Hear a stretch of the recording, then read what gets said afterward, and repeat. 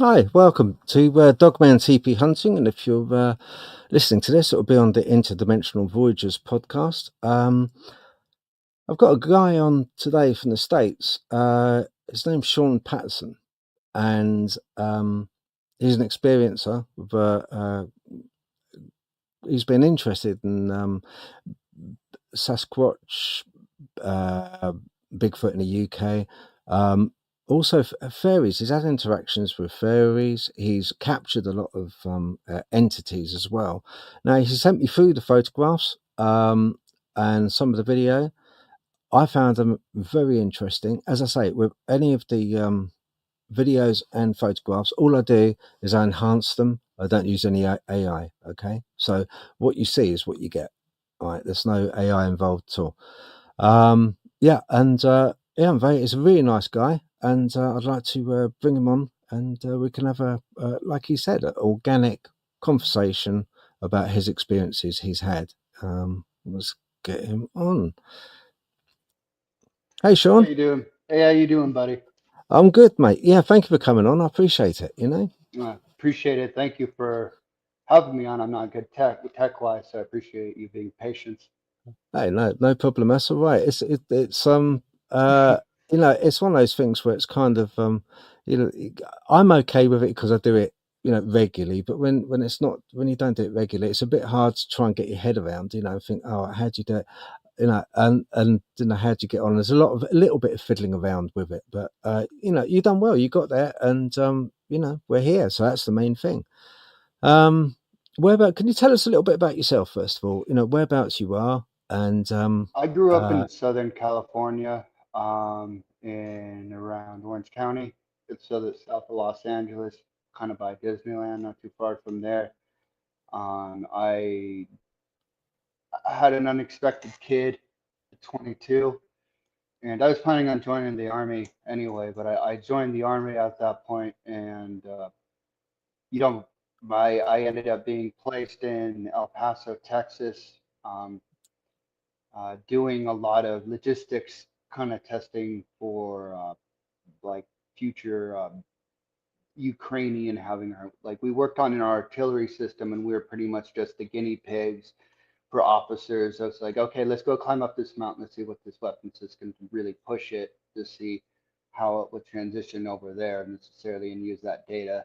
So it was I did my time on that. I got medically discharged from my back and some psych stuff. It was just I went through a lot there.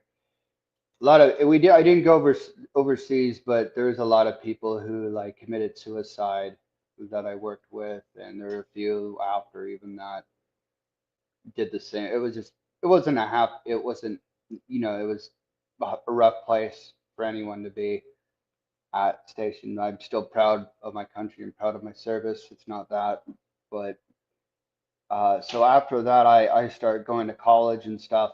And at one point, I have like I almost like a semester at Dominguez College, getting my bachelor's. I just got my associates.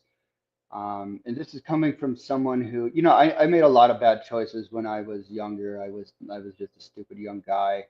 I was just kind of on a fast track to prison, so I never thought that I'd be actually able to hold the degree or any of that stuff. So when I was like almost on the verge of getting the degree, I just had some mental thing slip in my head. And at first I thought it was just me being lazy, like, oh, you loser, get it together, you're just being lazy. So like, but with the PTSD stuff, I didn't know this, but like my brain stopped remembering how to like process information if I read it. Just like not complaining, it's just like that does go pretty deeply into how you do stuff, and I've seen this from other veteran buddies. Um, Unfortunately, they had to deal with it too. But like I went through a trauma care treatment program for about a couple of years so they could help me deal with all my issues and deal with all like help me learn how to live a better life with the new challenges that I was facing, if that makes any sense. Okay. And so I went through the program, but I have always had an interest in Sasquatch and like monsters. Even when I was like a little kid, I remember drawing like scary monsters on my on all my artwork. A lot of it just werewolves and just miscellaneous monsters. But there was like a I go back in time on this because it was like a weird key incident where it kind of it was strange, but it linked my mind into like the future. It felt like it was. I don't know how to explain it, but I remember being at Universal Studios one day, and they had the giant monster werewolf animatronic, which that thing would be small. That'd be a little one compared to how big they get. But like my brain was just like, well, that is like the most awesome thing ever. I'd love to see that in person. And I know I'm kind of weird, so in fairness. So, but like it just something in my head is like you're gonna see that one day, and I'm just like, what? Okay, whatever. It's just a crazy thought. And back to the trauma care thing, it's connected because I started going out, and beforehand I had a big interest in Sasquatch, but I had kids, I moved on, like I had other things to focus on at that point, but like I just felt a calling to go out. And the biggest thing for me was I was just going out with my dogs to go out and enjoy nature. Like it wasn't like and take nature photographs. And but I started talking to someone I was following online, Long Island Bigfoot, who really great guy. I'm really close with. We've been talking for a long time. I've known him for years. He's the one who helped me open the doorway into dealing with these beings, and he kind of showed me a lot of the pictures I was catching wasn't so much of Sasquatch. It was a lot of these lichen-looking beings, and in no way do I think that they're these particular. I'm not saying they don't exist, but I don't think these beings are werewolves personally. And so like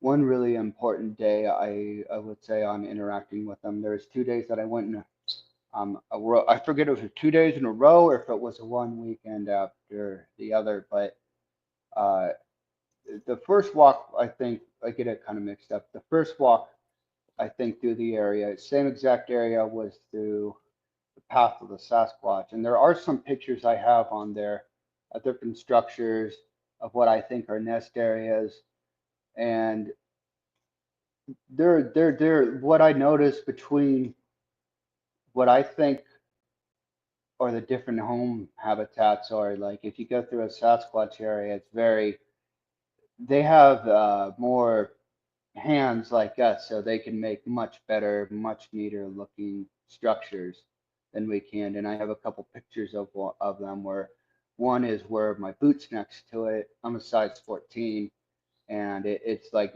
branches weaving together into a pattern versus like what I think may be more the I don't call him Dogman. I just think that's really hick and trashy. So if you do you know there's a character within the D&D monster archive which are called Anubian, which are they're a race of Anubis looking like dogs, which have their own culture, their own people, and they Uh-huh. look very similar to the Bings, and that's what I call them, Anubian, because I just feel like Dogman's is kind of not Hmm. very Like respectable. like the in the old stories of Asia and India, they're cynocephali. Yeah, Cynocephali. exactly, Yeah. exactly. What, And Sean? What do you think when you see these structures in the woods and stuff? What do you think they are for? What do you think they're for? a lot of it, my mind would honestly just pass it. But on those days that I went through, this is one of like this is my most special first area that I went through, and I can feel comfortable talking about it because it all got a lot of it got torched in a wildfire. Unfortunately, California has some very nasty wildfires. So it's all gone, a lot of it's gone. But like I would be subconsciously led. Have you ever like walked around in the dark and you're like you might not be thinking directly, you might have something else on your mind, but there's still a subconscious like, okay, step over this rock go this way because there's a wall right here, kind of thinking like it's almost like a lizard brain level of thinking at the same time. Well, like I felt like I was being guided through that. But the odd thing was when I was being guided through that, it would take me into these really odd looking nesting areas. And I would kind of get like, are you sure you want me to go through there? And then like it would just be like the strongest urge forward, forward, forward, forward, forward, forward. And which was something I would also encounter on these guys. It's like I feel like they can almost control a small space. They might not have to be in it. Let's say they could be 300 feet away, and they might place energy in a very 2 by 2 spot right in front of you, and you step on it like a landmine. I think they're capable of doing that because there'd be times where I could step and like I've had to learn how to regulate my emotions, be on a ton of meds and stuff. So I'm very familiar with my head and how my head works and what breathing exercises are and like what my I'm more I think I feel pretty attuned to my mental state. And it was oddly it was never like unsettling. Sometimes it doesn't take too much for my head to go bounce like a bad conversation with somebody. But a lot of this time, like I noticed through them, the more I hung out there in those areas with them, the more that I would feel healing. My head would get better. My body was getting better. Mike, Long Island Mike, his friend Rob, who I'm mm, buddies with, well, he's another veteran. Mike's a veteran also, so I think there's something to remember when we were talking about the Sundance, where the Sundance is almost a traumatic experience in itself, and I think that also helped help. And I think you talk to a lot of people who interact with these beings. It seems like you almost had to go through some kind of trauma. Not always, but it's I've seen it quite a bit. And mm, he's been interacting with these beings also, just not the Anubians as Sasquatch. But this dude could barely walk. This dude was like almost like crippled from his like, but over a short period of time, he's almost like miraculously healed by them and walking and stuff. And yeah. I've had days where I've been in a like a severe low and nothing can take me out of it. But I can go into the area and I'll step in the right spot and it's gone by them, but they'll guide me to that spot. But it's like when you get to those dark areas, when you deal with like severe mental illness, this is people listening will who also deal with mental illness might will probably understand is you're fucking stuck in that frame of mind till your chemistry or whatever decides okay time to move on another time to be manic or whatever other headspace you want to be in. But it was like it was almost um, you could almost feel like an electrical charge in the air. Like I think they can manipulate energy in a sense that can like mess with our neurons and mess with our carbon makeup to manipulate it somehow. I don't know, healing in some sense. mm. I think you made a valid sorry, you made a valid point saying I think a lot of times they before they show themselves and when people interact with these entities, it is with those people, it does tend to be with people that have suffered some kind of trauma or um, they've been through things in their life which have scarred them in a way. Do you know what I mean? And I think Mm-hmm. these entities, when they kind of like, I very often met people, and when I've met people, they've turned around and said, "Oh, Phil, I don't believe in this. I don't believe in ghosts. I don't believe in Bigfoot. No, doesn't exist. Never seen anything. Never ever in my life I've seen. What, you never heard a creaking door in your life? You're saying that you've been through the whole of your life and you have never had anything you can't account for. Yep, no, the whole of my life haven't. Everything is explainable. Those people, when you sort of like talk to them, they tend not to have had anything in their past which has shook them up.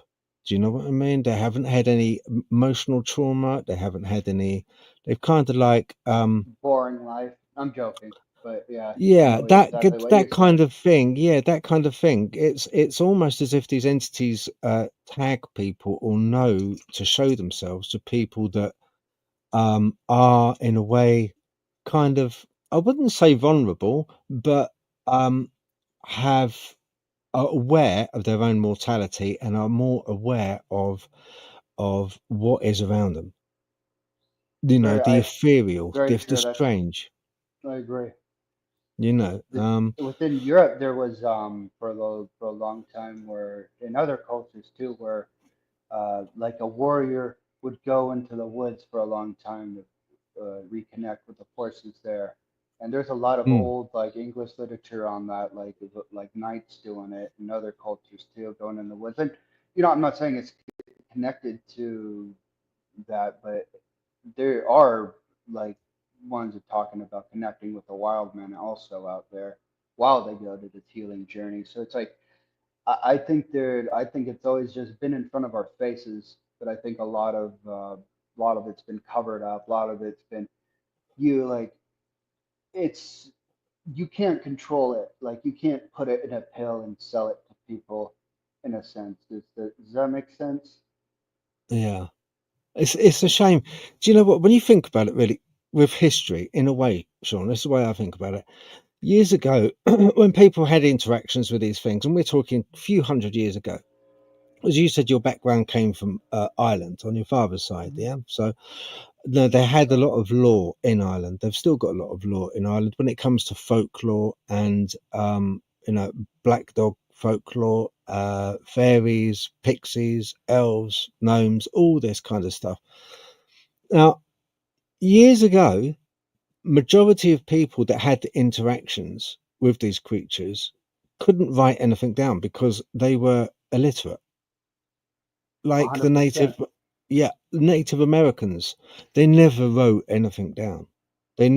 Everything was from mouth to ear, constantly from generation to generation. So it was always passed on that way. Nothing was ever written down. It was much the same for a lot of people that did live off the land, had interactions. Um, if you like, folklore was a verbal thing passed on to their relatives. Um, the people that held the strings, really, when it came to written law, were the um, uh, church and very 100%. Yeah. rich people. Yeah, the very rich people, the church, people of, let's say, not good. I wouldn't go as far as good standing in the community. I would say as far as they were able to have a charmed life because they were educated and able to write. So we now have a problem. And the problem is any written law that we have is made and dictated to. History has been written by people that only want to write and lay down truths that they want to lay down. Then we have the other section of folklore, which is passed on to people from generation to generation. And these two things collide. And that's what we're finding at the moment. We're finding that, you know, I believe fairies do exist. I absolutely 100% believe fairies exist. Hmm. I believe Sasquatch exists. I do believe it exists. Dogman, I know it exists. I know it And I exists. think personally, they're all types of fae. Personally, that's what I think.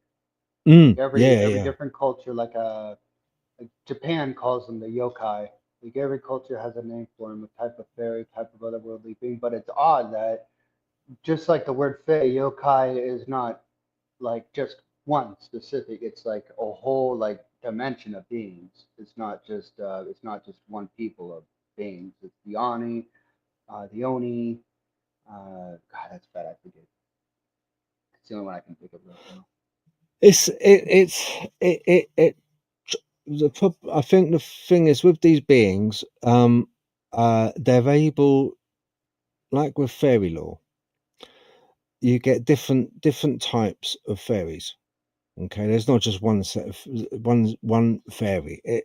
There's different types. I was doing a little bit of digging around on this, and you get like you get house fairies called boggarts, Brownies, yeah, brownies. brownies, boggarts. Yeah. You get all different kind of uh different what's the word? So a boggart will appear different to a fairy which has got wings. Now fairies never had wings up until quite late in the 1920s because in a way people who wrote the law, not folklore, the people that were could write and could write Hmm. down the folklore and write it their way decided to put wings on them. um and that was kind of documented in the 1920s. There was an author that did that. Before that, previously, they never had wings, never did. So um but yeah, you've got but what's most interesting is when you dig around in the folklore, you often find little snippets of truth that is not written about. It's like like with fairies, they don't like to be called fairies. It's the same as uh, I address you as Sean because Sean's your name, Hmm. but by addressing you as Sean, I hold a certain amount. If I in occult circles, that would hold a certain amount of power over you because I know your name. You know my name. That would hold a certain Hmm. amount of power. It's the same thing with fairies. They don't like to be called fairies. They never give their name out, their true name. I mean, evidently it's unpronounceable anyway. Um, and it's the same thing I think goes for things like Sasquatch as well. I think Hmm. Sasquatch, there's certain similarities that these beings have, that they're able to appear and disappear. They do the predator thing where they morph out. They just disappear. They go into the background and they do just like kind of this. But fairies do exactly the same. Um, Fairies are not necessarily incy wincy tiny little things. They can be quite huge. They've been documented being quite huge, as big as a person, sometimes bigger. There's no. Shapeshifters, yeah, definitely. Yeah, exactly. Shapeshifters. That's right. Yeah, they've been accounted for as shapeshifters as well. Um, and there's. I mean, what have we got? We've got domestic fairies. There's Kelpie, all. you got some wild stuff like the Kelpie too. I guess Kelpie would Yeah, be a fairy, yeah. right? Solitary fairies, trooping fairies, where fairies only go around in a group. Then you've got solitary fairies. There's all these different kinds of entities.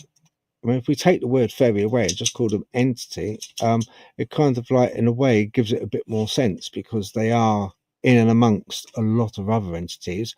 They have the same traits, exactly the same traits. And fairies very often, they kind of have got the same, um, looks as what we would call modern day aliens, the greys.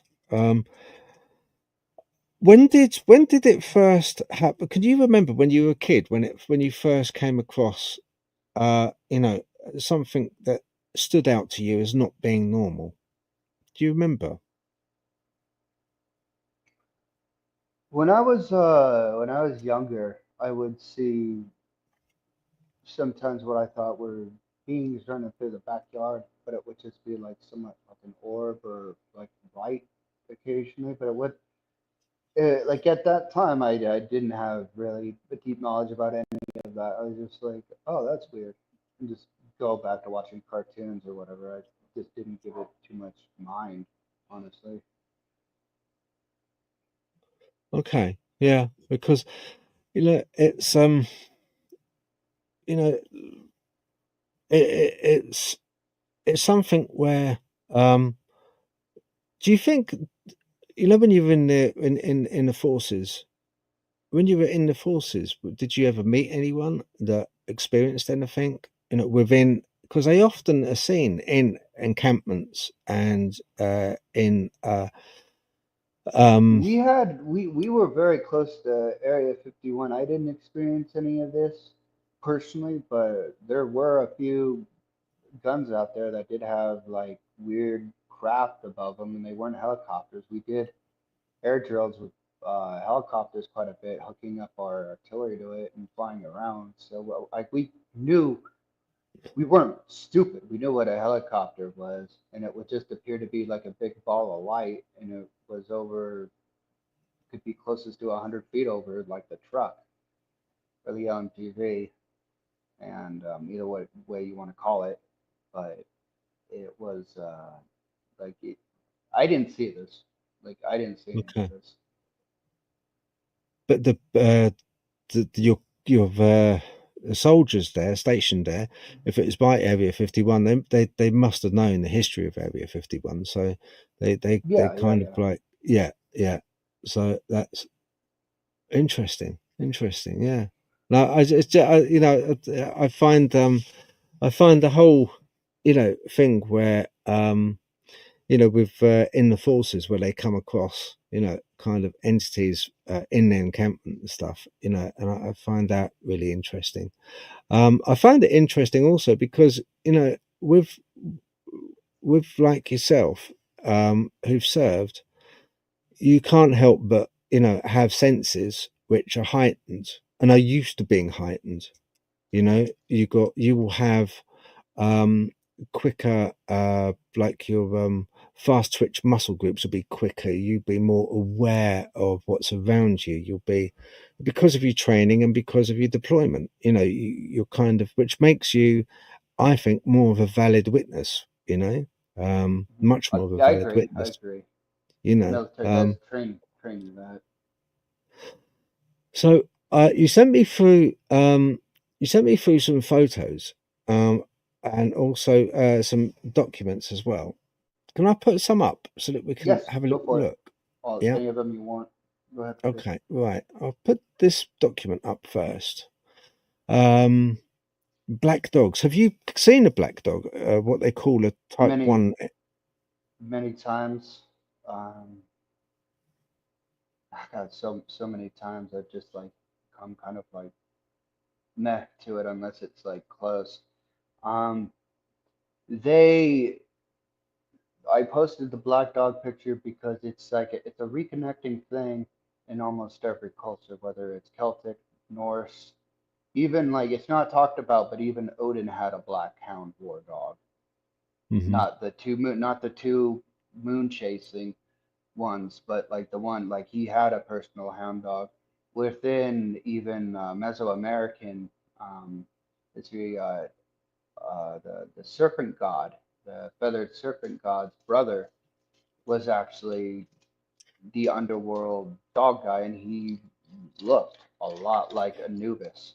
Like he looked a lot like Anubis, and you see that, and you even see in um, the northern tribes in North America have that same similar black dog visage symbolizing. And you know, I just it's something that you see through cultures around the world, and I just think they're at some point it's not a coincidence, especially when they start talking about how these beings hang around graveyards, protect graves, chase people off, the howls that cripple you with fear, like even within the black, I think what's it called, the black Celtic dog that the other one that's similar. A common theme with these ghost dogs is they could cripple you with fear and make you not move, and that's something very in turn with that we know today, and even very connected also too with Sasquatch is capable of that, and a lot of that is what we think is infrasound too. Mm, And tigers and other large predators, sperm whales, can almost they can stun. Cripple's not the word, but they can very heavily stun giant squid with just infrasound, just like hitting them with echolocation. And I think that that's very connected with them as well. mm. There is even a weapon, you know. I saw there's even I think it's the army. I'm not sure which army it is now. It might be American. Have got this sonic weapon now. It's like a cannon, and it Oh, fires I've this. seen that. Have you seen it? Yeah, it's Yeah, like a I've seen sound that. wave, and it Yeah, hits like a crowd, and they just like bowl over like pins on a yeah. bowling. Yeah, It's just Mm. incredible. This and it also kind of like when it fires, it got different rates, but it makes it unbearable for people to be around it. They have to leave. It makes it unbearable. It does something to them. Yeah. So I think you got a good point there with that. Definitely got a good point. And yeah, I think yeah, that Mexican serpent yeah, Quetzalcoatl, I think it was. Yeah, Quetzalcoatl or one of those. I didn't want The to. I feathered would have just mangled the name of it. yeah, I think Quetzalcoatl, but yeah, there's been a lot of black. I saw, do you know, the funniest thing? I saw that film on cinema, Nosferatu, the new one, and when you see him, there's one scene where you see him coming through a doorway, and he's got a big black hound as well. That's funny. I didn't know Nosferatu that. has, yeah, yeah, it's crazy, man. It's like what, you know. Um, so yeah, you get Lilith, no, sort of. So you know that the when Adam and Eve didn't work, and supposedly, and Lilith stepped in, or originally stepped in before Eve, and Adam wasn't happy with her, with Lilith. When she turned and became the mother of demons, she was meant every time you see her in drawings and stuff, you always see her with black hounds a lot of times, and she has the face of an owl, usually. But there's a lot of really strange things, with the black hound. I think there is, like you say, there's a commonality there. There's something which they have, which um, is a I would say the bringer of doom. It's told that a type one dog man, you've seen at cemeteries and stuff a few years ago. If you saw one, it would mean that you were going to be kind of like not exist for very long. It would be a bringer of doom for you. But so yeah, you're batting on the right stumps there, really. Got another bit of is this part of the My dog man? this is kind of a me thing, kind of a Dogman thing. Like you were saying, my mom's side of the family, my grandmother's from the British Ireland border, County of Monaghan, and the grandfather's from Scotland. But my grandfather on my mom's side, my great grandfather was owned a big farm out there as well. He was a druid healer, so he'd have quite a bit of people from all over healing. And this is something I've only found out within the last year or so. So I don't know if it's connected in any way, but I just thought it was interesting. But within Irish mythology, the Falada is actually really protective of children graveyards. It's like the complete opposite of Mm, what Western werewolves are. And if you dig into like ancient groups, some native cultures, you see that they are protectors. They are protectors, and like oftentimes like the area that I would go to was it was called, if you can look it up in your spare time, but there's a lot of weird energy and stuff about it. It's called Black Star Canyon in Orange County. There's like people supposedly like there's supposed to be a lot of weird energy there. So I'm thinking a lot of these um this is only speculation. I don't have proof of any I don't have proof of this of what I'm saying. mm, But I think from what I think they've shown me, is they hang out on the edges of these portals and keep stuff out of here. There's a lot of other universes with stuff coming out that aren't really good for the world or anything in it. And I think one of their jobs is and I think Sasquatch helps them with that. And I've gotten so many photos where it seems like they're much more communal than a lot of people think, where they live together and work together. And you got to think, who's their number one enemy? It's us.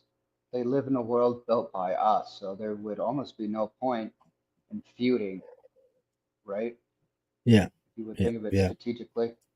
And what I've also seen is that there are a lot of animals, the coyote, the raccoon. There are animals that have benefited from us, and a lot of people probably get flack for it, but I think they benefit just from us the same way. I've been I strongly, and you see more and more counters coming out of the city of Sasquatch, and I think a lot of that is no one's going to want to report that. Like, what were you smoking? There's no Sasquatch in the city. Like, someone would just get shamed for reporting that, even by like other supposed experts for that. Hmm. So like, there's more and more coming out of the city, and from what I think they've told me is like they take full advantage of full dumpsters full of brand new food. They can eat roadkill, different digestion process, different. I just think they're built differently. So like, and they also, I think they feed off of energy. Uh, so I think they take advantage. I think they take advantage of places like power poles, power plants. I often run into them at like big power stations quite a bit. Okay. So that's Can I something ask I get who from. Sean? Can I ask when you say you run into them? Uh, Predominantly, who? What do you run into by a power plant? Okay, like last time there's a park where I used to in Long Beach, and it was just a city park where people would run, but it was kind of a wilderness area, and there would often be a family of type ones that would hang out. I think the one they were more like the tall, not Van Helsing looking. They're more like kind of how like native. You type in native werewolf art, and it looks more like kind of like a skinny human, kind of like it Uh looks. huh. It's more more Yeah. more human. Is what they look like, and you could all like you they were always hanging out by that power plant where they were, and it would always be a couple of them. Usually, it would be it would just be like a group of what I think young males hanging out there, and you hear this from Sasquatch witnesses that younger Sasquatch are a lot bolder in meeting people and like being like, fuck it. Let's like, how you doing today? And I really feel it's the same way with them because I don't like the giant ones like are way more like just like I'll Mm. talk to you, but I'll hang out like here. Don't get too close. But like I got to within like 100 feet of them. They were only about my height. They weren't very big. Um, they probably I don't know what the muscle structure, how much they weigh. Maybe like 250, 300 pounds. Like I said, they weren't really big. Mm. And when you would see them, they would just walk into the darkness, kind of because there'd be overhanging trees right next to the power structure in the broad daylight. And I swear they just zip, just like they didn't exist. Like they would just be gone, like right into like, and it's not like really thick northwest wild brush or like American like deep woods. It's just like I told you, like a nature reserve park with a few of these large power hubs in it. Okay. Right. So, did they at all? Have they ever interacted with you close up?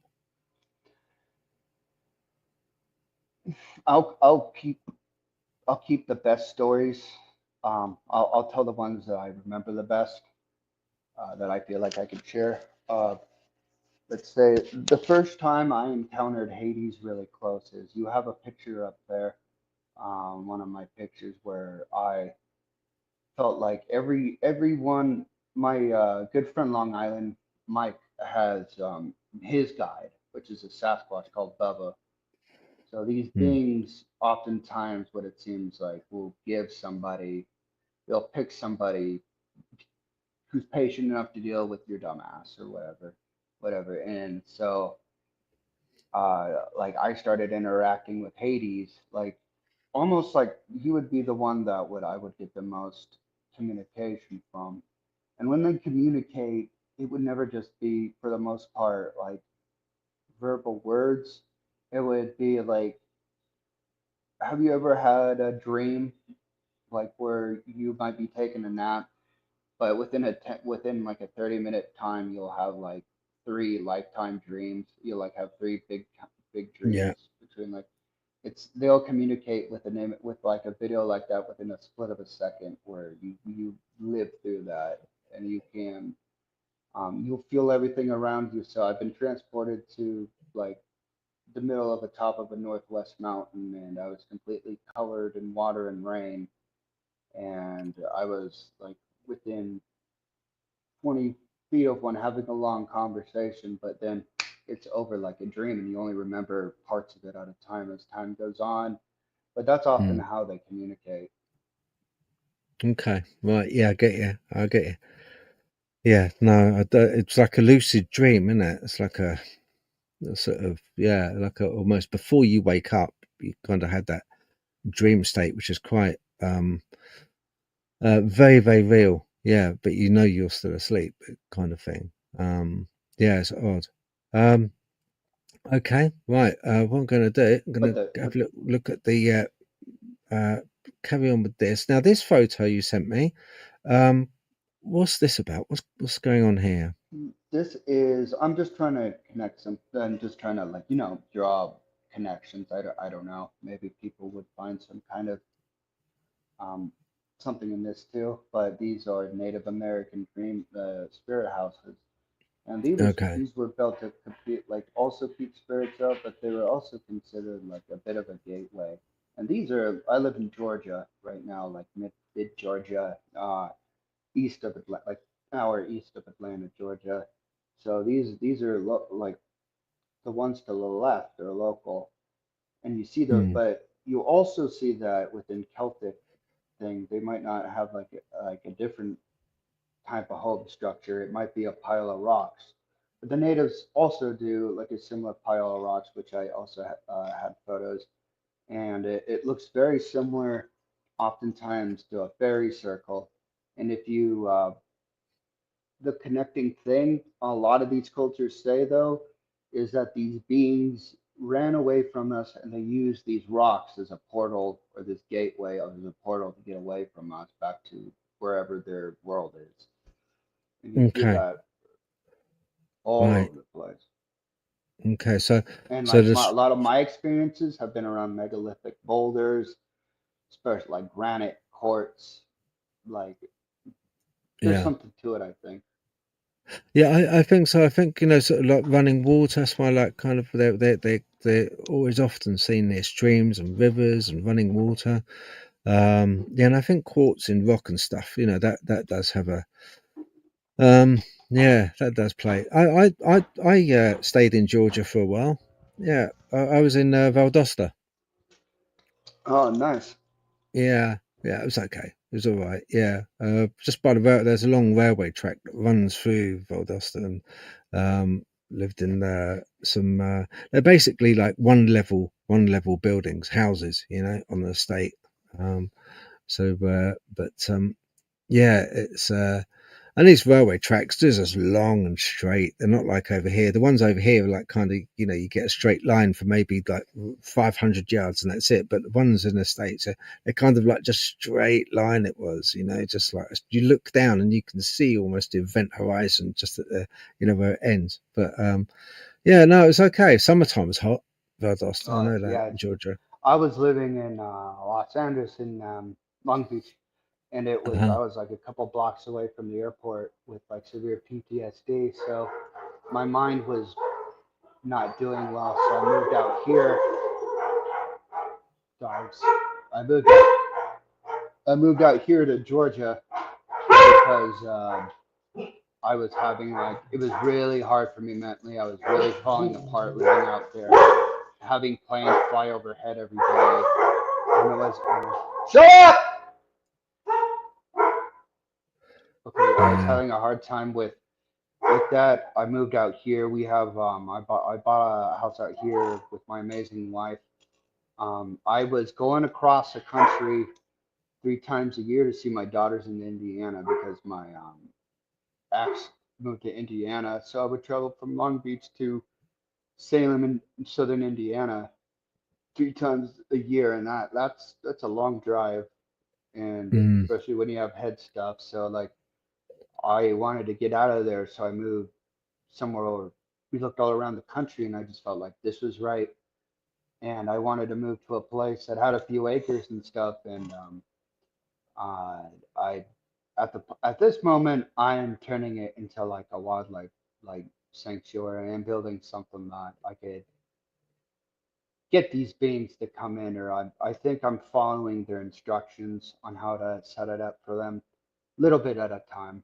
But but Yeah, that would be yeah. my future goal to have a group like which I'm already am, but they get more comfortable if you give them cover. Mm. Yeah, sure. Yeah, yeah. No, I get it. And Yeah. the deer, they love the deer are definitely a big thing. At least of the canines. I don't know about the Sasquatch. Oftentimes, when, like I said, it's going back to when I would walk in the original area in California that burned down, I would go on the same exact route every single time, step by step almost. Besides going to some of the nest areas, and I kid you not, they would always put like a deer leg, and I sent a picture of it, same spot for the dogs, and the dogs would always be super stoked about it. But I kid you not, the same spot each time, to where, and like I feel like this is a gift to the dogs, because I would go there, and the best luck that I would have with anything would be donuts. For some reason, Sasquatch and these things love those crumbly donuts you get at the gas station. You know those Mm. coconut crumbly ones, those Yeah, Hostess yeah. ones.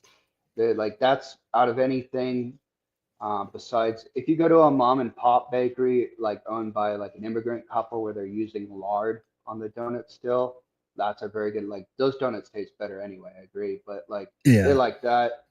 That's what I like. The two things that I had the most luck with, and them Mm. taking, they fucking sweet tooth is retarded. I have the story about that. Um, and they that's what, like, I feel like I'd bring it, but my, like, again, my main thing was just, is out there to go for a walk. They were just second part of it. I had my little Canon camera with me. Mm. It's not a very, not a great, it's not a great one. It's a little like, inexpensive model, but I like pictures that I showed you. Most of them were took on a Canon. Okay. Yeah. They And often say, with the things like donuts and sweet stuff and pastries. Um, Personally, my favorite used to be from Donut Land in the States, and I used to like the Bavarian donuts. They're really nice, Bavarian oh, ones. those are But bomb. Those are bomb. yeah, yeah. Real fat boy donuts, man. They're like lovely though.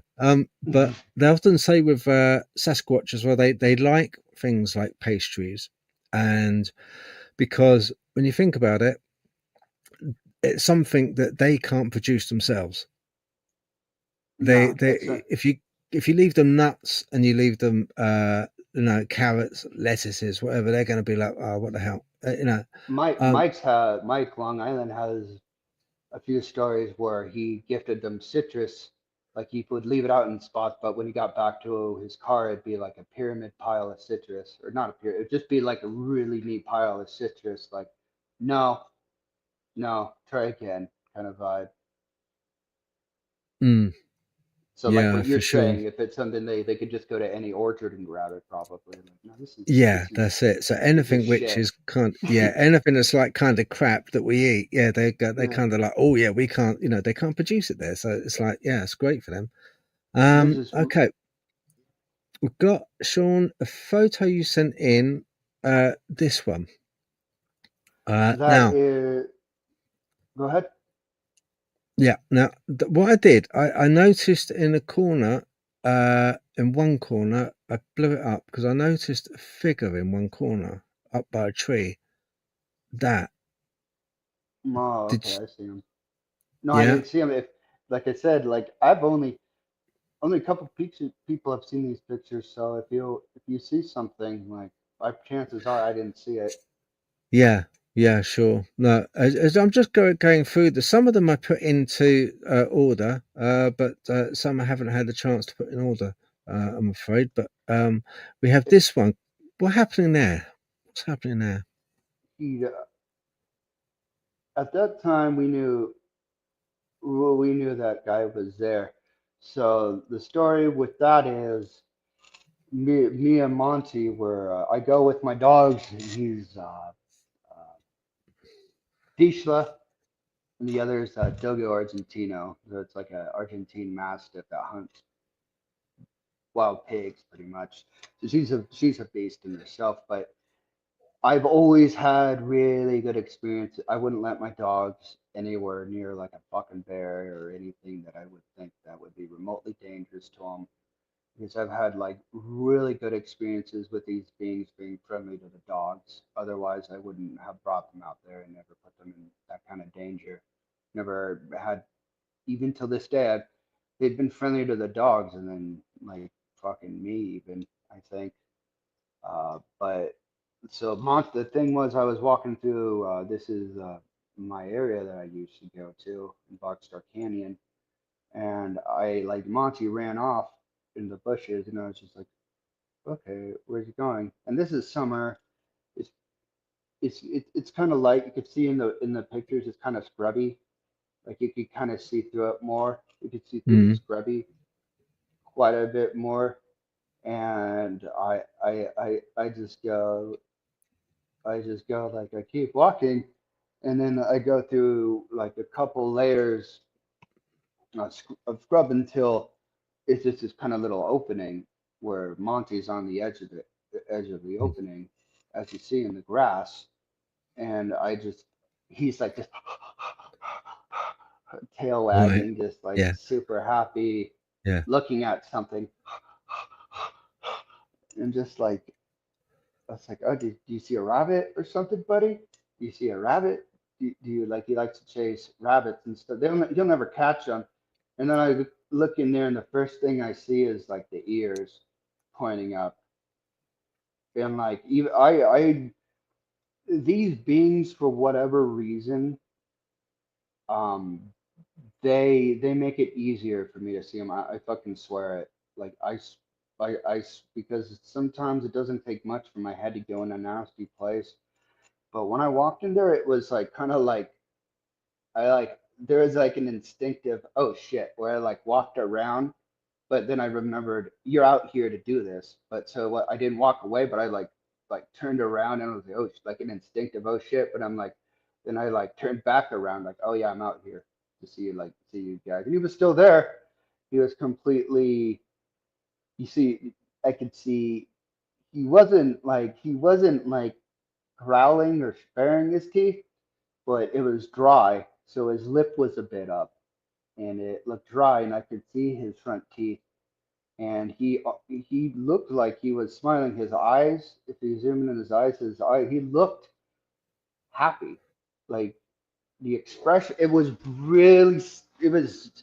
that was probably why it didn't terrify me. If he was like or like really mean, it would have Okay. ruined my day. But he was just completely low, sprawled out on the ground, head tilted up, just looking up, not moving.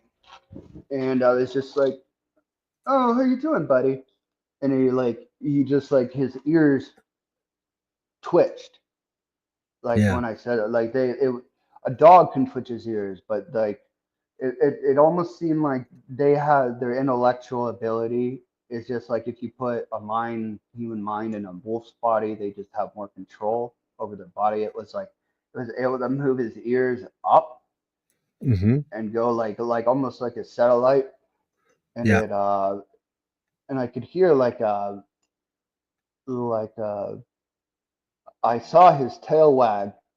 Believe it or not, he had a great big red tail. It looked like something on he like his body type was Van Helsing werewolf, but he was like kind of like a red, like a natural clay red, Okay. and his you could see his back at the highest point, laying on his stomach, was probably about over 2 feet, and he's probably I guess by how big he was sprawled out, he was easily over 10 feet tall. and I got the feeling he's one of the alphas in that area that protect it from insiders. And that was after going there for a certain amount of time, Yeah. and so he didn't move. This all happened probably within like a couple minutes, and when I encounter them, I always Mm. do my best to give them space, and like it's kind of like I've never ghost hunted, but it's like it's comparable to chasing a ghost. It's in the sense if you chase the ghost is gonna fly into the wall and say "F you." But Yeah. if you like let the ghost come to you, it's a lot easier. If you like make it, if you build up that, I'm not, I don't, I haven't like I guess you could say with like you do that with a fucking bear or something. But Okay. like and like I like took off my bag at that point and I put it off my ground, and all this time Monty's still just right by my feet. And then in Hmm. this time, my other dog MJ runs up from behind him, while while his tail, big as my arm, is just like a slow like back and forth. And then like he didn't react to my mastiff going through the brush at first until like Mm. the mastiff was like, and from me to him it was about 15 feet, if that. It's like the length of a car, Yeah. the brush. But so I got a pretty good view of him. His hair, he looked like he was evolved for that climate almost. It was a hot kind of desert climate. His fur was pretty short. It was shorter than my hair now. It was like a this, but it was like a red healer kind of coat, just a little bit shaggier than a red healer, but it was just not red, ridgeback, ridgeback, Yeah. Yeah. Yeah. Yeah. Yeah. that kind I of get that. like auburn ridgeback, and his Mm. tail was just a little bit fluffier than that. But like that's the color and type of hair that I was seeing. But you could see his back. I couldn't see super definitive, like I could see kind of definition, but it like not. But I could see like his back was Mm. like looked like a bull's back. It was just massive muscle, like it was just like I don't know. So Okay. like then my like as I'm going through my bag, I'm trying to get out some donuts so I can put it on the branch next to me, Mm. and then MJ runs up to him, it's about this close to his face, about a couple feet. He turns his head, looks at her. He like she kisses him on the nose, and just runs off and just like past me, just like Yeah. she's just Yeah. happy to be outside. He turns his head, looks at me, and then I'm just like, and then by that point I'm like, have my donuts in my hand, putting them down. I'm like, oh yeah, nice day, buddy. And then I walked away. I didn't go back, but I Mm. just continued on my walk, and I walked a different direction from from he was in. Kind of like Yeah. you build, Okay. Yeah. No, I got it. I got it. And that's that. That's basically that photo. yeah. Okay. Right. Lovely. Um, it's just to give people at home an idea of what's going on in that photo, and what's happening. Okay, we've got this one. Now I think this one belongs to originally. If you It go on that could. one, you see it. Is they lean right against stumps a lot of the Okay. time, and not that one, but they're like I have one where it's zoomed in and you actually see his two eyes looking. Okay. If This one I. is more of the this one is more of a spiritual one. This is actually Uh-huh. taken from a selfie. And sometimes I notice within the selfies they'll try to kind of like mimic how I look. So you see a wolf face next to mine, but he's also wearing a white beanie. Yeah. Yeah. I can see that. I can see that. I can. This Yeah. was taken at my wife's mother's property in Virginia, not West Virginia, but on the border of Tennessee, and they have a pretty big property. and I have a Okay. relationship with that group out there. And I have another selfie with one Ye- out there. Yeah. Let's have a look. I'm just going to go through some of them. Yeah. So I think you've got one here, which I From a believe goes with this one. I zoomed in, and I'm sure it was this that I saw. No, it wasn't that one. No. It's okay though. Mm-mm. Let's have a look. I'm just. Uh That's an eye. If you didn't see that, that's a big eye of one. See the amber huh. color, the pupil. Their Yeah. eyes are this. I did. That was like I forget if that was the first day or they're not. I'm honestly not sure if that's Sasquatch or Dogman. I think it leans more Nubian. Okay. But like that amber orangish color is like I feel oftentimes a natural eye color from what I've seen. Okay. Right. Let's have a look. We've got. That's the Oh head. yeah. See the one that I took the selfie of? You Oh see him yeah. kind of behind the rock, Yeah. the two ears behind his head, the eye, Ah, that's the and the one. nose. Yes, Okay. Right. Okay. And we've got. Now this one was I zoomed in on. And what I did, I lightened up the contrast quite a lot because I saw something in the middle of that photo. It looked like a muzzle, and hmm I adjusted the contrast and zoomed in a bit, and it really does. It looks like it a does. It nose and a does. mouth. It Yeah, does. that's a really good photo. I like that one. We've got this one as well. Now this is odd. Tell us about this one. What's going on here? Like I told you, my buddy Long Island Mike had his guide with these creatures with these beings was Bubba Sasquatch.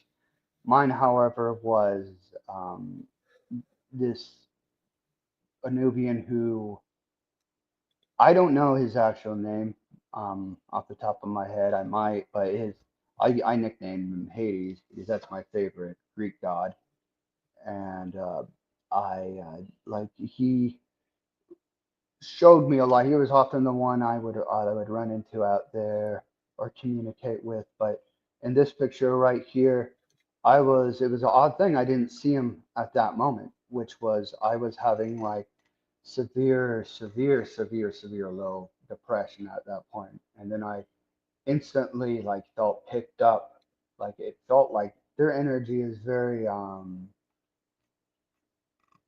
you get hit by it a few times, you could tell what it is.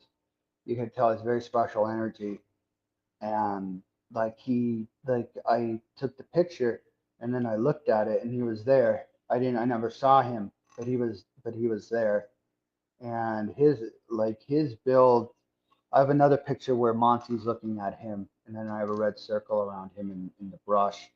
But his build, he's kind of a unique looking dogman in the sense that he's a bit older. I think he might be blind in one of his eyes. He doesn't have the typical German Shepherd pointed ears. He has almost like floppy dog ears. He has, if you're familiar, this is a nerd reference, but if you're familiar with the series Warhammer and you like orcs, like his face is very similar, massive underbite, giant teeth. He's always been fairly, he's very friendly. His hands are not like the typical like werewolf, like human hands. Like if you cut off the halfway point between like your between your knuckle and your finger, it's a claw, and you can Hmm. kind of see it to his right. He's kind of waving his hand. Yeah, I do. Yeah, I see that. Yeah, I see that. Interesting photo. That's really interesting. And like we said before, it reminded me a little bit of the figure that I saw in the Miami in the It garden does. after the people saw the Miami shopping precinct alien type creatures, these interdimensional creatures, and then this videographer was following the police around this person's back of this person's building, and as he did, he photographed above a fence the same type of creature, the same looking to me. It looked the same type of hmm creature. I've got another photo here that I found quite interesting. This is one of the ones I interacted with the most. The common type out there, I think he would be more along the types of a type two. He maybe a little bit mix of a one. His name was Silver. He was a really old guy. I think he was one of the oldest in his tribe. Was also one of the ones kind of appointed to me because you'll get a few. You get one main one, but you'll get a few that you work with. And he would often be the ones where if I go to a nest site, I would oftentimes see him there, or I would like feel like he would be the one to guide me.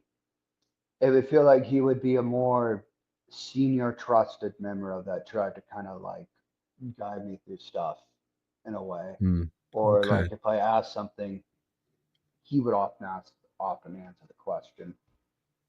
Okay. Can I ask one thing? When you're talking to them, is it like mind speak, or are you actually verbally talking to them? I verbally talk to them, but I try to have a mental picture as much as I can of what I'm telling them. Okay.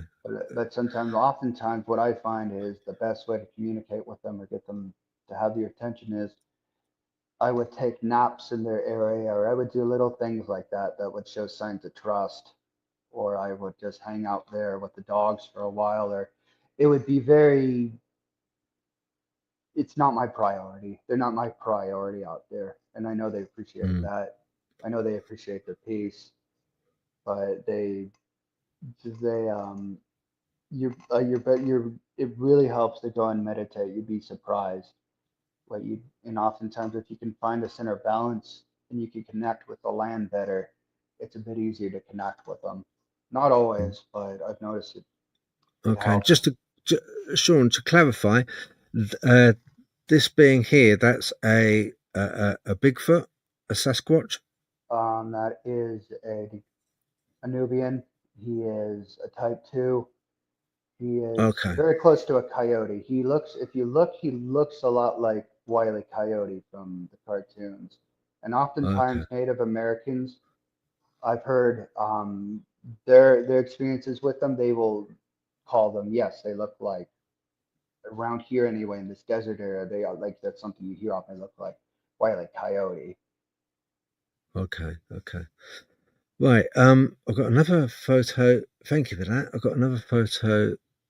That is Sasquatch. If you see it through like the top of a branch, as I'm kind of like under the area. If you remember the giant log leaning against the tree, the oak tree, it was completely almost stripped of bark. That's usually a sign of Sasquatch is like the Y and the strip bark. And this is like a one peeking his head up. If you see his nose, his two eyes, and the conical head, and underneath, like it's blocking like part of his face. You don't see like the bottom half of his face. Okay. And where were you when you took that photo? Up a I tree. just take he's peeking his head out uh, from the treetops, but he was from a spot where the trees were short enough where I could still see his head. But I didn't see Okay. him at that point. I didn't see him at that point. Right. Okay. Got another photo here, Sean. That's There's interesting a photo. there is a predecessor photo to that where I'm at. Again, it was a dam. It was like a power. It was like these beings are often attracted to sources of power, whether that's like a moving river near a dam, some kind of like large generator, a power hub where power lines connect. They often are. That's where they're. That's where they're off. That's where they're often at. And so this Okay. was by there.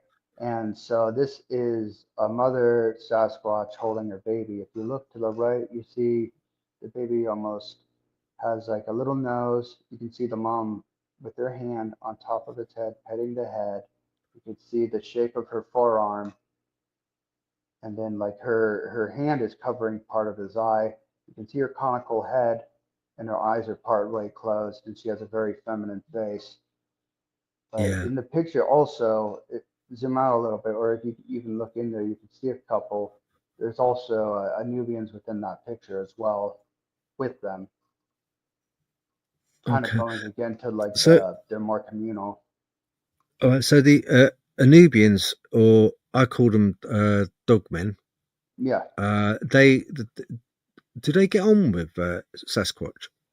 do they interact with each other? Do they have territories and one can't go into Yeah, another? I think there are. I think the area that I went to wasn't. I think it was near a major city. So I felt like they had all the resources they could ever want by going into our area and taking it. You're not going to see something that's cloaked. You're not going to like a sheriff won't even show up for that most of the time out there. It's just like, oh, I see something. I think a cloaked Sasquatch running around stealing stuff out of the Arby's dumpster. They're not going to show up for that. Okay, cool. Right. Okay. Right, we've got another photo here. That's And from the tree just one. If you look up I the see. stump, but you see his forehead above his eyes, like his brow, and it's Yeah, almost his ears are tucked back. But if you look on top of his head, you can see another snout, like one's like right on top of his head. yeah. I think I've got another photo which I did, which is a bit clearer, that one. Uh let's have a look. Uh yeah, that one I cleared up a little bit. I just lightened it up a bit. Yeah, I lightened that one up. So that's the like original, and that one I've just lightened up. Yeah, you Yeah, can see the eyes and the snout. Um, yeah, that's quite a good photo. I like that one. Um, right. Just get this back right. So, Sean, when you're talking to these entities, they what does a Sasquatch sound like? How would I know? What does it sound? Does it sound like us? Or is it deeper? Is it more kind of because I've listened to recordings of them and they kind of chatter. They got this chattering. The recordings I have heard, and I think there's a native Earth language that they speak with the Anubians, the Sasquatch. I think I've heard that one before between them, like a few places. It sounds a lot like whale calls, like it's like a deep like sonic moon, like just this very like peculiar. It's like it sounds like the closest thing I could compare it to is like whale calls, but it like hits your chest, and like I've heard them communicate that way. I haven't really been talked to back by them yet, like a conversation, but I've heard them laugh. Um, I've heard my name called many times. Um, uh, the interesting thing, I think that one of the closest times I had one actually reach out to talk to me was I had my iguana escape when I was letting her son outside for a little bit, and I had her in a cage, and she unfortunately was able to get out. And we live in Georgia, and this was getting close to like fall season, so I was kind of worried. She's like a big um, red iguana, and like I was watching my YouTube videos, but sometimes that's all I can do because it's my head is such a bad place.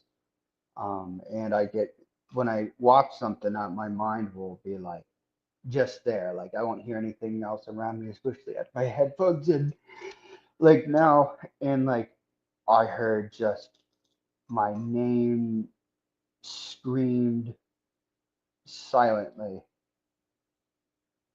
It's weird to describe, like nothing, like it was like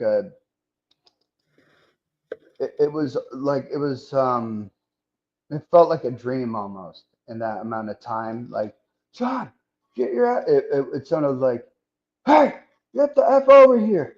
And then I walk over to where I think it's coming from, and my iguana is on the fence, like placed perfectly on the fence. And her eyes are just like really fucking big. Like she was just like in a little bit of a trance, which yeah, beforehand she would have just like skidded away. I've kept reptiles all my life. So mm, I was able to just pluck her gently off the fence and take her back, which was I just stuff like that. That kind of felt like the closest time they were talking to me, as silly as that is, like trying to get my attention with words, and it just sounded. okay. Thank you for that. I didn't. There's silver peeking between those two big oak trees, Okay, right. Let's have a and look at this one. That's the one with the mother and daughter. If you zoom back in between those two big rocks right behind them, that's where the mother, to the left of those rocks, that's where the mother and the baby is. Okay, okay, to the left-hand But side of that. you saw stuff too there, though, so that's Yeah, good. That's good. I arrowed a couple of anomalies, which as so the first photo that I zoomed in on, this is the one, I believe, and I arrowed in a couple of little small entities. There's one that looks is on a branch looking at the dog, um, and Hmm. there's a smaller dark entity just hiding behind the rock there, and I thought that's a bit strange. Um, yeah, so that was quite an odd one. Let's have a look here.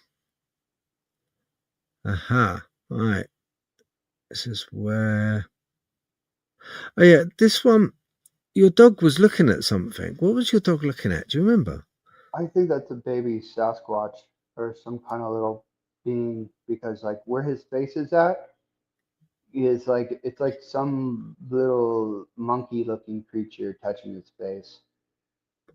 Okay, because I zoomed in and I saw that.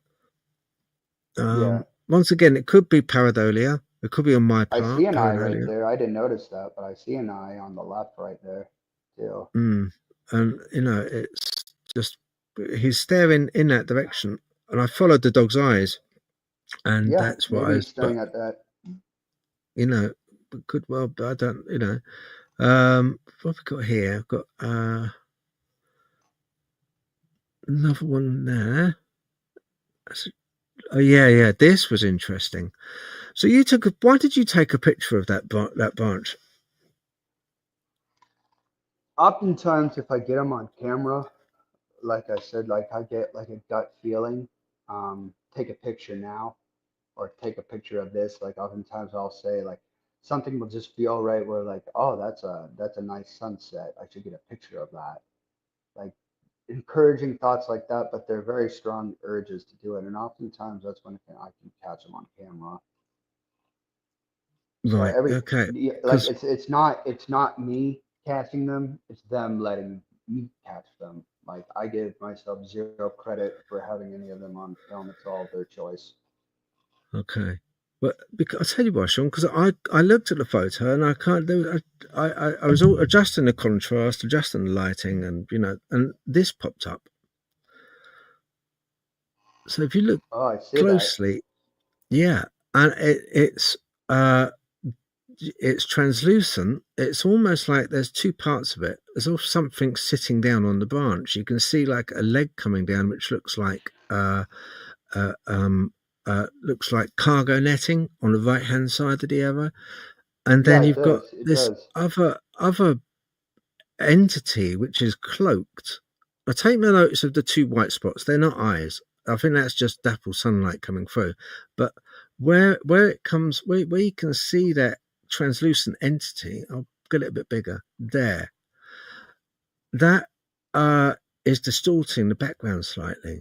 But that is definitely a defined sitting on the branch, something which is translucent and has got a aura around it, a light aura. And then you've got this like leg to the right hand side of the arrow hanging over that branch. You can just see it looks like cargo netting almost, white, silky white cargo That's a netting. Sasquatch. That's like a Sasquatch feeding area, right in that area. That's what my gut tells me when I would go there. So they might be really young ones hanging up on top of that branch, just kind of curious. Yeah, Like well, I I mean, you know, kind of like you saw, like I said earlier, like you see that big one in the background a bit of ways, but the little ones are mm, right there. but yeah, that caught my eye, and I thought, oh, I didn't yeah, even see that that's when you interesting. pointed that. Now, you got this here. What are we looking at there, Sean? There,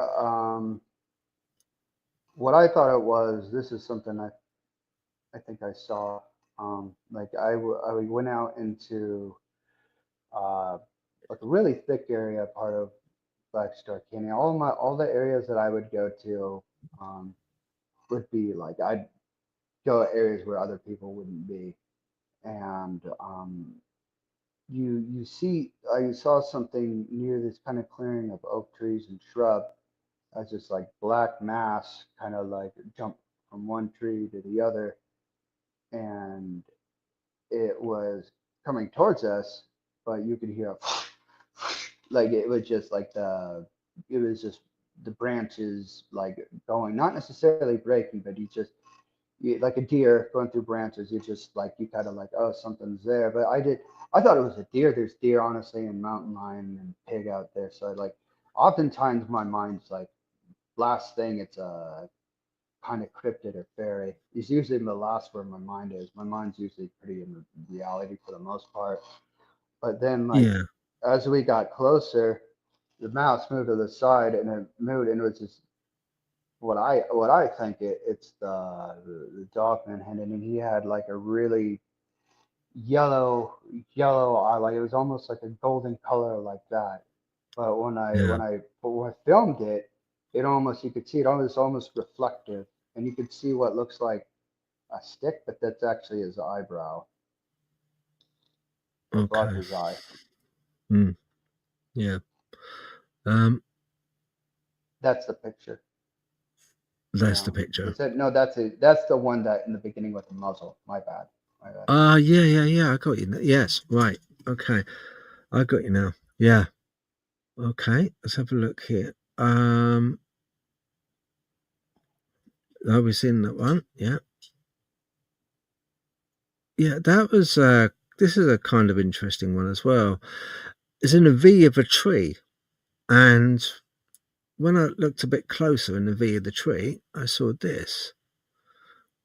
Now, if you look to the left, in the middle, it kind of looks like um, a figure that looks like a almost like an illuminated, very thin Elf. figure Elf.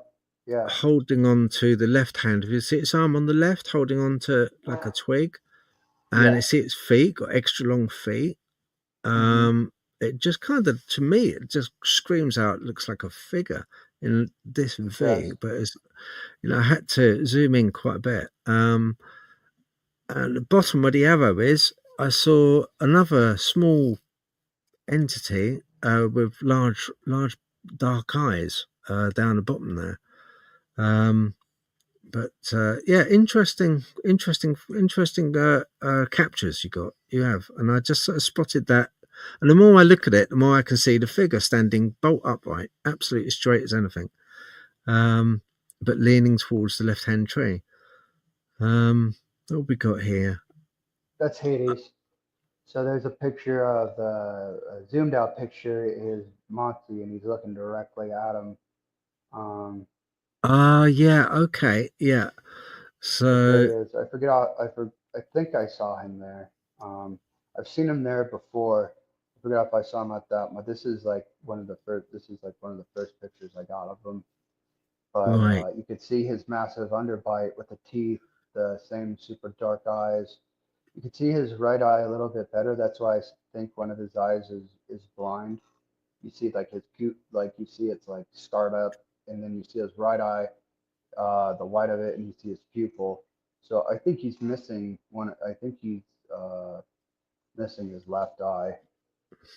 okay, right, and that's his name is what again? Sorry, This is Hades. Hades. This was the one that I interact with the most.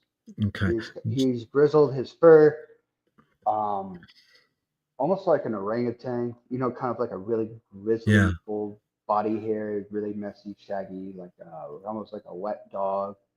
yeah. Like Do that's like you Sean, can I ask, do you name them or do they give you their name? I'd usually name them. I don't really even ask for their names out of just respect. Okay, Just kind of right. like you were saying, how like you could have power over a name. I do feel like there's truth to that too. Okay. Yeah, yeah. No, I agree with that. Yeah, we briefly, for you, those of you watching this, we were saying that there's a certain amount of power, especially in like kind of occult circles and that, with names. So you ask somebody's name, and you've got a certain amount of power over that in a person. That's why, kind of with names. people a lot of times don't give the name out, or some entities don't want to give you their name out. Fairies, for a start, also, they don't like to be called fairies, um, or the fae. If you met one, you wouldn't. They wouldn't like you to call them that. So yeah, that's quite interesting. Ah, right, okay. What have we got there, Sean? That's the picture of the snout, kind of right there. But also at the same time, I kind of want to show you, if you look closer, look to just little left of the eye, you'll see a whole entire pupil, kind of where right to his left, another creature being. Okay, I don't know if you see it or not. right, yeah, There's I another see. eye, Yeah, that's but the see same up picture, but I've lightened it up here. with there's certain type of primates and monkeys and other animals that they're able to like ball up all together, like as in like kind of like a ball or a group, and their Mm, body structure is not our body structure. Like they're able just to do a lot more than we can with ours. They're not built like us. If you see them walking around, at least from what I've seen, they don't move like us. They don't like it's it doesn't look like someone in a werewolf suit running around in my experience. Like it's very different motion, often sporadic, jumpy. Have you heard of the tale of Spring-Heeled Jack? It's an yeah, old yeah, yeah, yeah. myth Spring Hill story. Jack. Yeah. And oftentimes, if you see the old publishings, it does have the head of a wolf or lichen, and like over time, they started getting rid of that. They started just putting the head of like some normal Joe Schmo on the thing's head. So like, but they would describe a spring-tailed jackman as kind of being sporadic, kind of like if you've seen a coyote move, they kind of look like a tweaker, a crackhead, how they kind of like just Yeah, kind of yeah, yeah. and even Got if you. you were, they can move so fast that your eyes won't be able to focus on them. It'll be a Mm, blur. And I yeah, think part of that could even be they can manipulate light when they do that. So like even more so they can look like a shadow. So if you're seeing things like that dart back and forth in your periphery, there's a good chance they're right there with you. yeah. No, I've heard this before about the manipulation of light. Yeah. Um, yeah, it makes sense. I suppose it does make sense. Because of the morphing in and out, you very often see, oh, just like Predator, you often see like kind of a blurring of the light, but you can see behind them maybe the bush or the tree or the branch or whatever it is behind them coming through, but it will just be blurred where their outline is. So maybe yeah, I think you have got a good point. They could very well manipulate light. And it's funny because my wife is very successful. She got her degree at master's at 22. She's like a very high level marketer and does like she's very successful in her career. So a lot of this stuff was like just like fairy tales to her and stuff. And I never it is out there. I never expect anyone to like be into this subject, and I wasn't. But her friends were looking at the photos, and then they saw the photos of Hades at our house, and she was like, "What the f is that?" And I'm just like, "I told you that's Hades. He comes around sometimes." And her friend was like, her friend screamed when she saw that, and Right.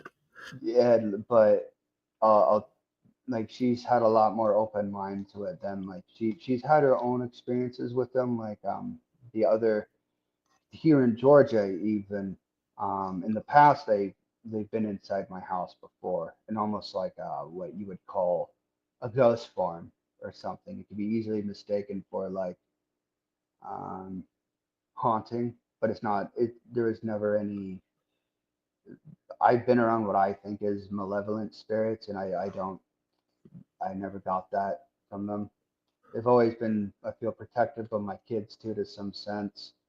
So I say they're welcome in my house as long as they're not causing shit, and if you like keep all the bad shit out. but Yeah. they like the other day I was sitting outside with my two dogs, and they were both sitting with me on the couch, and like my wife was on a meeting, and she's like, "Put MJ downstairs. Put MJ downstairs." And I'm like, "She's right here with me." I'm sure there's a big dog up here sniffing through my crack on my door, and I'm like, "She's right here with me." And she's like then stops asking because she doesn't like that. Like, okay, it's a little weird now, so she stopped asking it. But she would describe like a great big dog along with me walking up there. So it's something big just walking back and forth with their office door closed, sniffing underneath the crack, which I thought was funny. Okay. Weird. Okay. Right. Oh yeah, we've seen this one. We've seen that one. Let's have a look. That one we know. You've spoken about that one. Let's see this now. That's it. And then we've got those. Now, you did send some video for it. Some of the video is interesting because a lot of it is uh, like this one. Structures. Maybe I Oh, like yeah, that's sent a very couple by quick, that one. accident. That's very I might quick. have sent a couple by accident. Sorry about that. Yeah. No, that's fine. That's fine. Let me have a look. They are very quick, these ones are. That's an That's a interesting nesting little area. structure. Yeah, that looks more like. That's a Would you say that's an extra small one? That one. Let's say. areas What? as like stick mounds. So they'll like do it, but like, have you ever, there's an old World War II type of way to wrap barbed wire up at the base of trees. So instead of having to climb over it, you were like Yeah. struggling, okay, got to step over this. Like, I feel Yes. like there's oftentimes a lot of trees knocked down in that specific way when you're trying to reach out. So it's like there's a few layers of like shit for people to stumble on before they could reach the nest area. So it seems like they would have a moment to clear. And I have no doubt they have tunnels under the area too, since even like I've. Yeah. coyotes dig pretty big holes. Yeah. For sure. No, that's right. It's Okay. What was that? oftentimes when I go to what I think this is all like just my experience. I don't know anything. I'm just sharing what I've Hmm. experienced. That the Sasquatch love peeling off the bark off trees. It's like a almost autistic level compulsion sometimes I feel, especially with stuff that signifies their area. And another thing is they really like the wood with like the little burrowing beetles that make patterns. Uh-huh. And they'll often use those as like some form of communication. They'll lay those specific sticks in certain places. And it's been I've seen it too many times. I feel in certain spots to feel it's just a coincidence in the way that, especially the fork, and it almost reminds me of the Egyptian sign of it's the Egyptian cross. I forget what it's called. Sign of death. It's like the cross with a loop on top of it. Yeah. It Yeah. don't like Yeah. or the shape of a cross or the shape of a cross. Like there's some specific meaning to it to them. I think that's Hmm. spiritual, but I don't know. I'll play that one again. I'll just play that. Yeah, I see what you mean. Yeah. No, it is. It's. I mean, you know. I wouldn't have been able to lift that. That thing was bigger than me. That was very heavy East Coast live oak, and like even a piece the size of a brick is fairly heavy. So my dumb Uh ass huh. could have never picked that up. So it would have taken some strength to put that there. And there was nothing at that point from where it would have fallen from. It's like it was placed there. Okay. I'm going to move on. I'm going to move on now to the next one. They're I'm very showing short you. videos, but Yeah, my bad if I sent the video. I didn't realize they were videos probably, but they were in the. That's just in kind of like the nesting area and showing that. Um, like we were on like the last layer of what we considered kind of like the defensive layer, which is like trees knocked okay. over, brush put up. Okay, I'll just play that one again, Sean. I see. Right. Okay. It's just for the people at home so they can see it because it's quite. Yeah, Um, for sure. okay. I'll move on to the next one. This one's got a structure as well. I like this one. This is honestly the first day I went out, like, and really started doing this, and that I strongly feel like that's a Sasquatch structure. Because often when Okay. times when I see their structures versus the Dogman structures, they look closer to what Right. a human would do. Yeah. Sure. Yeah. That's definitely. Yeah. That's. You see, there'd be, humans or even kids wouldn't kids humans or even kids are silly but humans or us we wouldn't make that kind of structure. I'll just play it again. There's no way we'd make that. There'd be no reason for that. It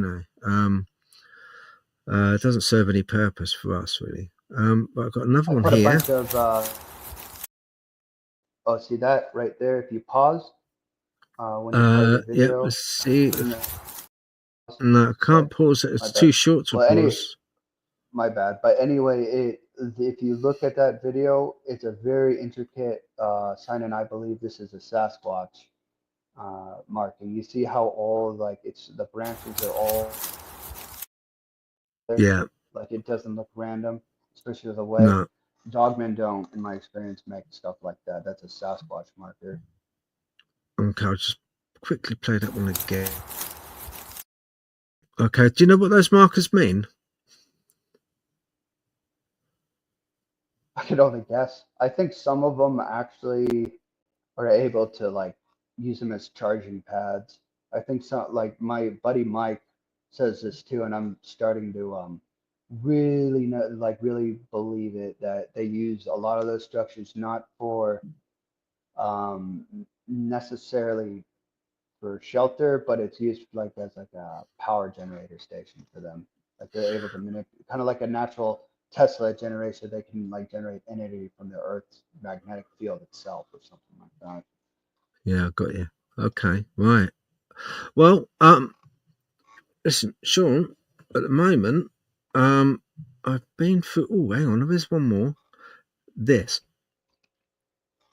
That is one of the native circles, and I just thought it really resembled like an old world Viking, Celtic, Europe, or wherever else fairy circle. And in these mountains too, it was considered these were gateways to the out to the other world, of the spirit realm. So I just thought Yeah. that was interesting, and No, it that's like an is. old No. like museum real picture Yeah. documented. No. I think all of it is just like because, there's as I say, none of it is wasted.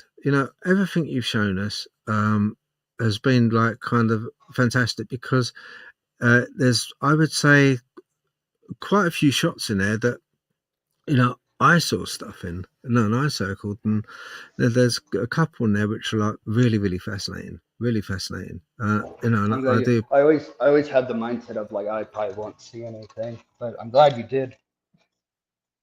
yeah, yeah.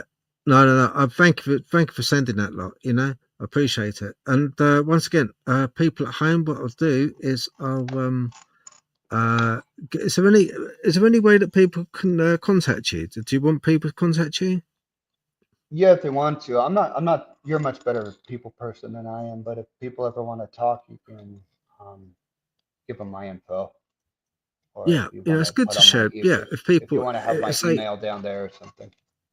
yeah, all right then, yeah, okay. If you can give us your email, what I'll do is I'll post it at the bottom on the description.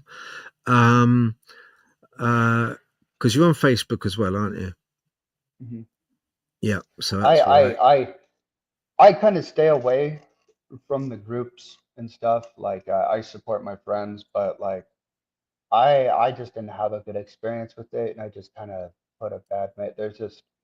There's a lot of just like uneducated kind of hick energy on there, where like if let's say like an old lady would post a picture and she would like be needing these things are bothering me in the middle of the night, and that's a horrible problem. Like if you don't like that's a real like trauma that like that person's going through, and like Yeah, you're lying, you ain't no say no dog man, and it was yeah, just like yeah, there was just so much of that. It was just like I'm here to, I want to help people. I want to be there for people, but it's like, I'm not, I don't want to be people's entertainer and stuff. If that makes sense. You know, No, I like got you. I got you. Yeah. No, no, that's good, and that's to be commended. Kudos to you for that's doing that. heartbreaking to me, man, to see some old lady like get shoved off like that. I'm just dealing with something. Yeah, I mean, Hold it's on. like we Sorry. spoke of before, Sean. A lot of times, people that have experiences are people that you know, might have emotionally been fractured before.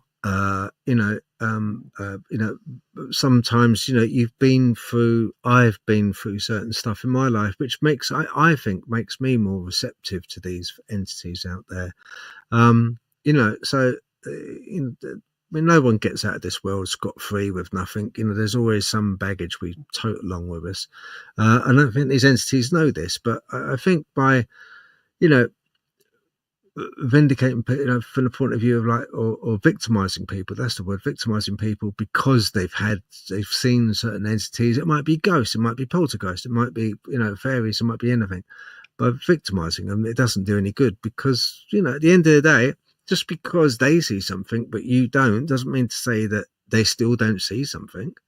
And then then there's probably like six people who we're gonna share something real, and then they see how the community acts, and they're like, keep it to myself. Or so they meet someone Yeah. like I met you, like we're like you're awesome, and there's a few great guys up there. No, thank you, man. Yeah, Thank you. I appreciate that. Yeah. Well, I mean, that's the thing. I just believe that everyone's encounter is individual. Everyone are individual, and I'm not just gonna sort of like blindly say across the board. No, I'm not gonna have people on that are I don't know. If it's ghosts, I'm only going to have like certain people that are like kind of TV, like Zach Baggins, or and I'm only going to have those people on. I don't think that's right because it's ordinary people that have extraordinary experiences. So I'd rather have people like yourself, on which have these experiences and want to share them. And I really do appreciate you taking the time coming on the show and sharing yeah. Thank sharing you, your buddy. photos. Yep, I do. And yeah, is there any last words you want to say? These things are real. Give them space, and you'll be fine. Okay, cool. Uh, Yeah, no, that's quite true. And I shall say to everyone over there, thank you very much. And I want to say also, Sean, thank you very much indeed. I appreciate your time, brother. Right, thank you for watching. And as I say, if you can just like, share, and subscribe. Main point is it helps me to know that I'm bringing the right content for you guys. Okay. Because it is a small channel, and if you like it, then and subscribe to it, costs nothing. It's great because then I know that I'm bringing the right stuff to you, and I'll keep doing it. If not, if you want things changed, you want something different, leave a comment, let me know. Okay, I read and answer everyone. There's not one that passes by that I don't answer. Might take a little while, but I do answer. Other than that, thank you for watching, and yeah, I should say goodbye. Thank you.